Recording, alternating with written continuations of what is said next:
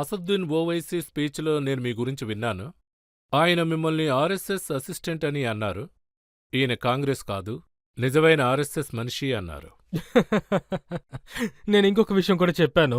Liquor party, నిక్కర్ party ఇద్దరూ కలిసిపోయారని. Liquor party అంటే beers, నిక్కర్ party అంటే బీజేపీ. వీళ్ళిద్దరూ కలిసిపోయారు కాబట్టి ఆ కలిసిపోవడం వల్ల ఆయన ఇప్పుడు అంత మాట్లాడుతున్నారు. వీటి రెండింటినీ చూసుకోవడానికే ఆయనకి అసలు టైం సరిపోవడం లేదు. ఆయన చాలా కష్టపడుతున్నారు.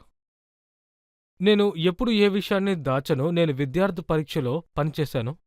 I was very active in విద్యార్థి పరిషత్ పాలిటిక్స్. ఆ తర్వాత నేను బిజినెస్కి వెళ్ళాను.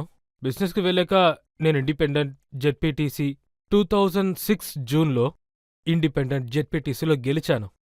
2007 జూన్లో ఎమ్మెల్సీ ఇండిపెండెంట్లో గెలిచాను. అది కూడా రాజశేఖర్ రెడ్డి వ్యతిరేకంగా. అప్పుడు కాంగ్రెసే పాలన చేసింది. నా కుటుంబంలో చాలామంది మినిస్టర్స్గా ఉన్నారు. అందరికీ వ్యతిరేకంగా ఎలక్షన్లో పోటీ పడ్డాను. ఎమ్మెల్సీ అయ్యాను. 2009 జూన్లో నేను మొదటిసారి ఎమ్మెల్యే అయ్యాను. 2014 జూన్లో మళ్లీ ఎమ్మెల్యే అయ్యాను. 2019 జూన్లో నేను ఎంపీ అయ్యాను. ఇండియాలోనే అతిపెద్ద కాన్స్టిట్యున్సీని అమిత్ షా గారు, మోడీ గారు ఇద్దరు కాన్స్టిట్యున్సీని కలిపినా కూడా నా కాన్స్టిట్యున్సీ అంత పెద్దది. నా దగ్గర 35 lakhs ఓటర్స్ ఉన్నారు. నా ఊర్లో ఇండియాలో అతిపెద్ద, ఇండియాలో మాత్రమే కాదు ఈ లోకంలోనే నేనే అతిపెద్ద కాన్స్టిట్యున్సీని చేశాను. అందువల్ల ప్రతి చోట నేనే విషయాన్ని దాచుకుని పనిచేయను. నేను స్ట్రైట్గానే చెప్తాను. ఏ రోజైతే రాహుల్ గాంధీ గారు నన్ను కాంగ్రెస్లో జాయిన్ అవ్వమని పిలిచారో ఆ రోజు రాహుల్ గాంధీ గారికి విద్యార్థి పరిషత్ బ్యాక్గ్రౌండ్ చూపించాను.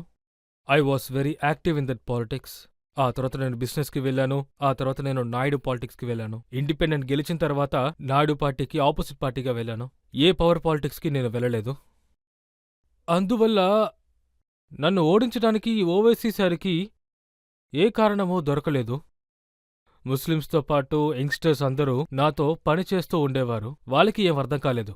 రాహుల్ గారితో భారత్ జోడో యాత్రలో చాలా కష్టపడ్డారు. ఓల్డ్ సిటీ గనక నేనొస్తే అది చేస్తాను, ఇది చేస్తాను అని ఆయన చెప్పారు.